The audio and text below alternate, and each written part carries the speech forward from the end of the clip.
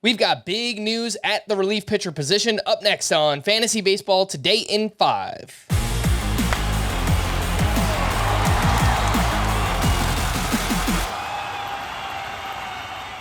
Welcome into FBT in 5 on Monday, August 28th. I am Frank Sanfeld, joined by Scott White, and the big news from the weekend, both literally and physically. The Mountain, Felix Bautista, placed on the IL with a UCL injury. Obviously, a big loss for fantasy. He was the RP1 in Roto, the RP2 in head-to-head points leagues. I think we have a pretty clear replacement here on his team with Yennier Cano, who is 54% rostered. Scott, how interested are you in Cano? Very. I mean, it sucks to lose Felix Bautista, who had emerged as the best closer in fantasy, and this might be the sort of injury. We don't know exactly the prognosis if he's going to need Tommy John surgery, but if he does, it might wipe him out for all of next year too. The silver lining is there may not be no other closer probably has a clear replacement than him for that role. Ready-made replacement here in Yennier Cano, who's been arguably the top setup man in baseball this year. And during those times when Felix Bautista was overworked, needed a day off, Cano would step in for the save. Not near the bat misser that Felix Bautista was, but entered Sunday with about a 1.60 ERA on the year, a whip below 1, and is a great pickup for anybody who lost Bautista or just needs a closer in general. All right, well, if you need saves, obviously Cano is someone we're looking at. How about Cano versus Kyle Finnegan, Alex Lang, and Aroldis Chapman, who might be working his way into the Rangers closer role? So Chapman has more upside, and his numbers since joining the Rangers are just unbelievable. They look like retro Chapman, who, of course, has been one of the best closers of all time.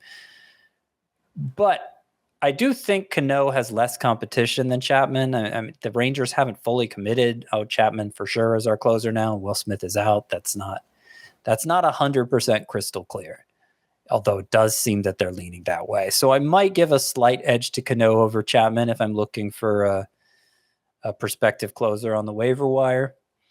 Finnegan is not a bad pickup either, but he's a distant third after those two. Others like Alex Lang might be out there and are okay, but the one to really keep an eye on is Tanner Scott. So he's not going to rise to the level of Aroldis Chapman or Yennier Cano, but Tanner Scott striking out more than 12 batters per 9 this year. The Marlins seem like they're turning the page on David Robertson, who's been a disaster since they acquired him.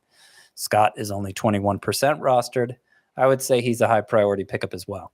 Yeah, he was a name I was going to mention for deeper leagues, but, even 12-team leagues, he could be an option for you. Tanner Scott, 21% rostered.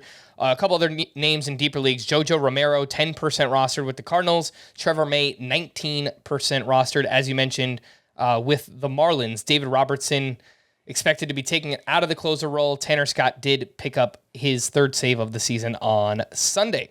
Let's move over to a pitching performance from this weekend. Jordan Wicks is a prospect with the Cubs who made his debut against the Pirates, and it was a very strong outing. 5 innings, 1 run allowed, with 9 strikeouts, 13 swinging strikes on 80 pitches. And he's a left-handed pitcher. He doesn't throw very hard. He's got a nasty changeup. He's got a curveball with a very high spin rate as well, Scott. Jordan Wicks, only 18% rostered. What's your interest level in him? My interest level on him is moderate. I wouldn't say he's a must-add, but I do see the potential for him being good. So what really stood out in this start at Pittsburgh, okay, he had 2 hits allowed in 5 innings, struck out 9, 13 swinging strikes on just 80 pitches. That's all great. Of those 13 swinging strikes, 9 came on the changeup. So his most thrown pitch. And that totally lives up to the scouting report. He has a full arsenal of pitches, does Jordan Wicks, but they're all basically there to set up the changeup. It's a pitch that's so good, he throws it to both lefties and righties, actually has better numbers against righties, opposite-handed hitters, than lefties as a left-hander because that changeup is so good. And so, if it remains as sharp and effective as it was in the start at the Pirates, then There's certainly a chance Jordan Wicks goes on to have a successful run here to close out the season. I will point out that in the minors, he had a 3.55 ERA, 117 WHIP, 9.8 K per nine, which are good numbers. They're not great numbers. And so there's a lot that remains to be seen here still with Jordan Wicks. This start was only against the Pirates after all.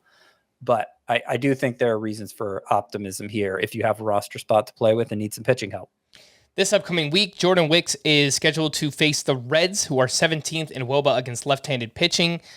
Outside of deeper leagues, I don't know that I'm ready to trust him in my lineups, but I would agree with you. I think I have moderate interest in Jordan Wicks. For more extensive fantasy baseball coverage, listen to the Fantasy Baseball Today podcast on Spotify, Apple Podcasts, the Audacy app, or anywhere else podcasts are found. Thanks for listening to Fantasy Baseball Today in 5, and we'll be back again tomorrow. Bye-bye.